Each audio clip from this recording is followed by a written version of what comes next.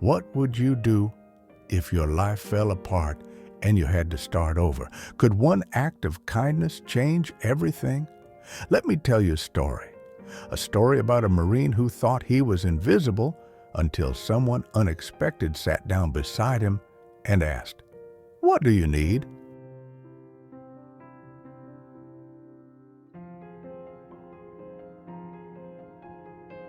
Hi, I'm Bernie, and I want to share my story with you. I used to have it all: a loving wife, 2 kids, and a stable career as a Marine.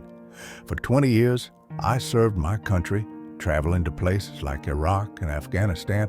I felt strong, needed, and proud. But when I came back home, things didn't feel the same.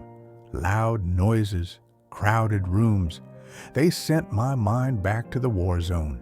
PTSD, they called it, but no label could explain the sleepless nights, the guilt, and the emptiness.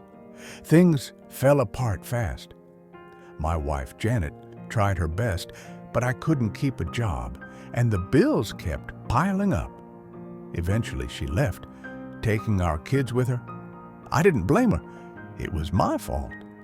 Then the house was gone, the car too, and before I knew it, I was living on the streets of San Francisco. Life on the streets is tough. People walk by without seeing you. You become invisible. I held a sign: "Homeless veteran, anything helps." But most people just looked the other way. I sat quietly, never begging or shouting. What was the point?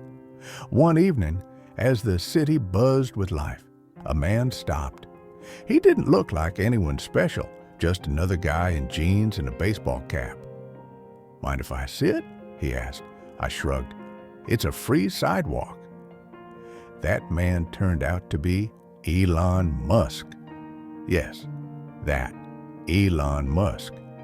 But I didn't know it at the time. He didn't tell me he was a billionaire or a tech genius. He just asked questions. He wanted to hear my story. We talked for a while. I told him about my time in the Marines, my struggles with PTSD, and how I ended up here. I even admitted that if I could have anything, I'd want to open a repair shop, fixing cars, bikes, anything with wheels. I used to be good with my hands, and I missed feeling useful. Elon listened. He didn't judge or pity me. Then he said something that stunned me. What if I could help? That night, he made a few calls. First, he arranged for me to stay at a veteran support center called Horizon Haven. It was clean, warm, and safe, a place to catch my breath. But he didn't stop there. A few days later, he showed up with a list of garage spaces for rent. "Pick one," he said. When I hesitated, he promised to cover the first 6 months of rent. "After that, it's on you," he added. I couldn't believe it. He was giving me a second chance. And you know what? I took it.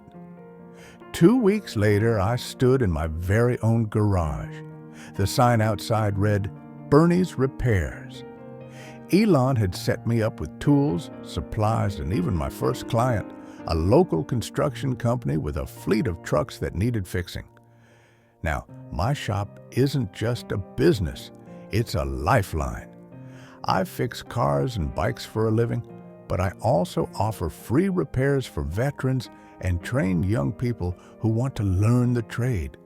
My garage has become a place where people come for help, just like Elon helped me.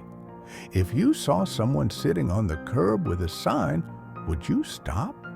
Would you ask them their story? One simple question: what do you need? Changed my life forever. What about you? Could you be the person who brings hope to someone who feels invisible? Remember, kindness can transform lives, but only if you act. Who will you listen to today?